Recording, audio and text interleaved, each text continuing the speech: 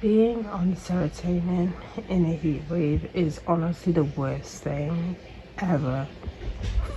Like, the worst thing ever.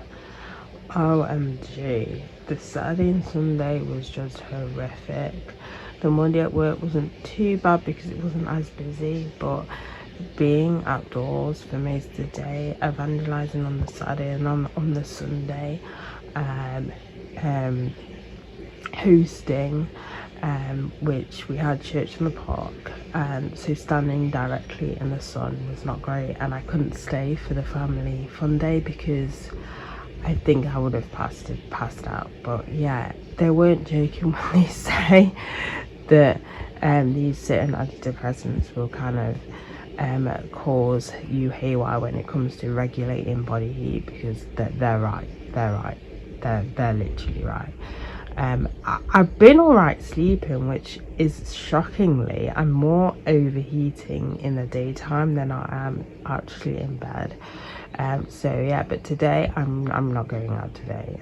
It seems a lot cooler though, and it seems that there was a breeze. Yesterday there was no breeze whatsoever. I think the rain and helped last night to kind of cool everything down, which is a good thing. But yeah, not fun whatsoever.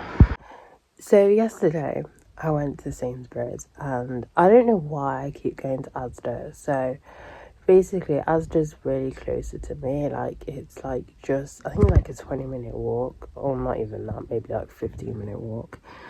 And the Sainsbury's, like, big supermarket is, well, it's a longer walk, but usually my parents go like Monday, Tuesday. So I don't know why I just don't wait till then, because you get so much. Like, it used to be a thing where Asda used to be cheaper than Sainsbury's, but it's not anymore. You get a lot more for your money in Sainsbury's than you do for Asda, and obviously they have a lot of variety. So yeah, I'm talking not Sainsbury's local stores, because they can be a little bit more expensive, but more on like the actual like supermarket Sainsbury's, not their like local stores, but their big supermarkets. And it's, you just get a lot more for your money, and there's a lot of variety. Well, the Asda near me has no variety. I know the Asda in like Spondon is a lot bigger and has all sorts of stuff, but that is definitely too far from me. But yeah, so if you shop at Asda thinking that it's cheap, then it's not. Obviously, Aldi and Lidl are going to be cheaper, but if you don't want to shop at them too, Sainsbury's is a lot cheaper than Asda. And Tesco, I don't even.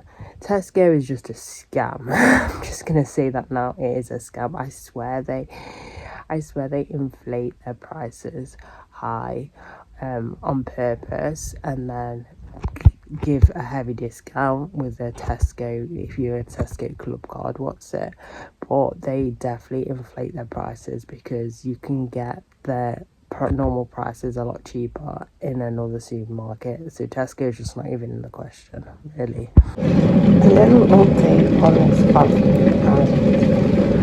I don't know how much caffeine is actually in this, but it's rubbish. And it's funny because I think it's that, oh, you found when you when you drink normal coffee that you don't get that much of a buzz. This you don't. There's literally no buzz. There's it's not even. It's very, very, like, it's like having the same coffee from one of those, and this is kind of like more effort to do opposed to just using instant coffee. So yeah, that's a little update on this.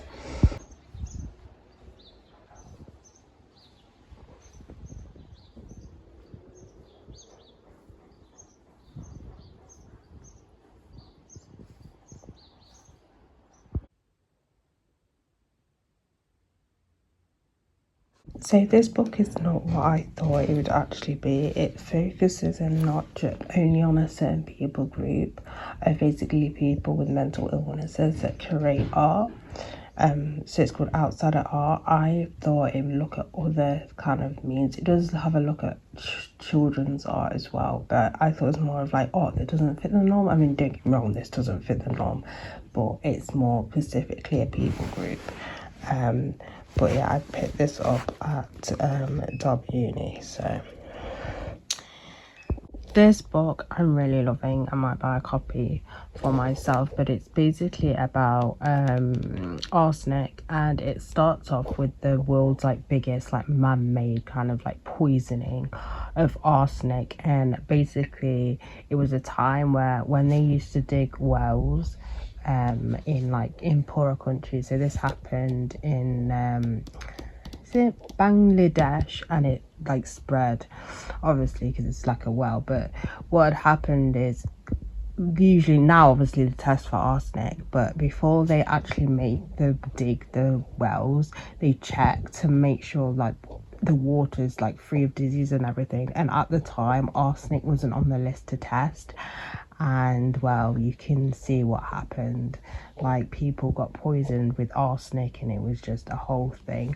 But not only that, it also goes back to like things where arsenic was like used and stuff, how it was like discovered, that kind of thing. And obviously the very famous arsenic green, which was put in everything, even used as food coloring, which caused a lot of issues, and in paint as well. You may have heard of that. That's like a well-known like arsenic thing in the day, which I've heard of, where it was used in paint to paint walls, and kids were dying because the fumes were coming off it. And yeah, it's a whole thing. But yeah, this book is very, very fascinating, and basically it just goes into how arsenic caused so many problems and how it still is today, to be fair. But yeah, this is a really good read. So I picked up this DVD player from Olio for free, and it is a real pain just to try and get the CD disc to open. Like, you have to pray it numerous times before it actually opens. So it's literally a pain.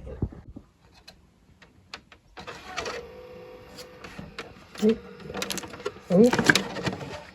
That helps in a minute. I'm trying to do a first video, but I'm putting the DVD on properly. So I'm not sure if I mentioned on here that I on Mondays I help with an after school club, and I'm like in charge of class and stuff.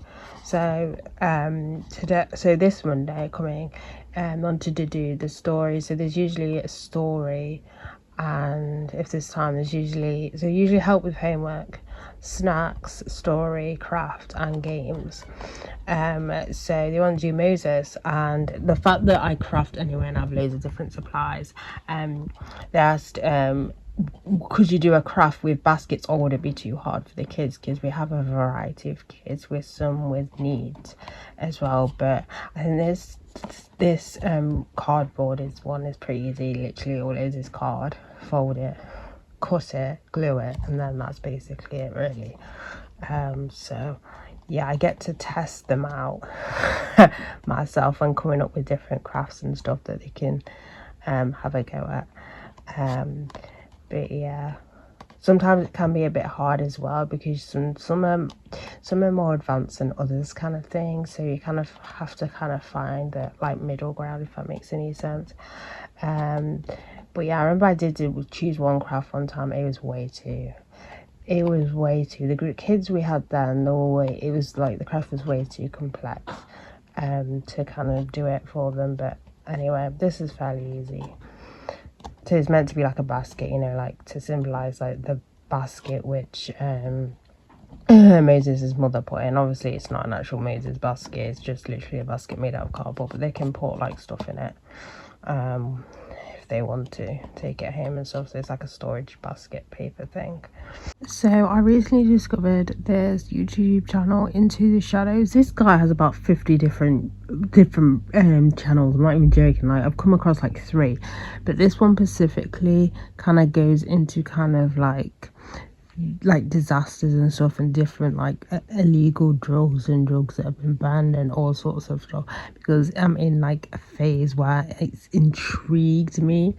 Like, not necessarily I'm intrigued in doing drugs, but the amount of like drugs that are on the market that can be so harmful. I even got a book that I'm borrowing from the library, which I'm not read yet, but it's a biography. I tried to look for like an actual book about the epidemic in America, when it comes to the overprescription of painkillers, but I couldn't find it. They were all articles that you can view online. So I found this one that was actually in the library, and it's basically a biography about this woman's journey and how she ended up getting like addicted to painkillers and stuff. So it sounded interesting, so I thought I'd kind of read it. But yeah, I'm kind of in that kind of do we call it phase, or more also interest currently. So yeah, as I said, he's got other channels. I think you may have it on here. This may be his main one.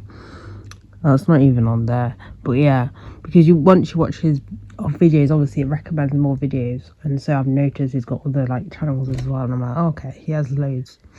But yeah, this is the one I'm actually subscribed to. So yesterday I did some bead transferring to minimize the amount of containers I have, because they're like overspilling my craft little trolley. So I was moving everything around, so I've managed to shrink it to only a few bead cases, but I also got a few small ones, but those weren't the problem, it was these size ones. So yeah, so as you can see, I have completely shrinking them down. I do need some more beads, I know I just said that, but I want more like chunkier beads, if that makes any sense. So yeah, some Nemo style beads. But yeah, I don't know whether to go to Nottingham for that or just to buy some on Wish. We will see.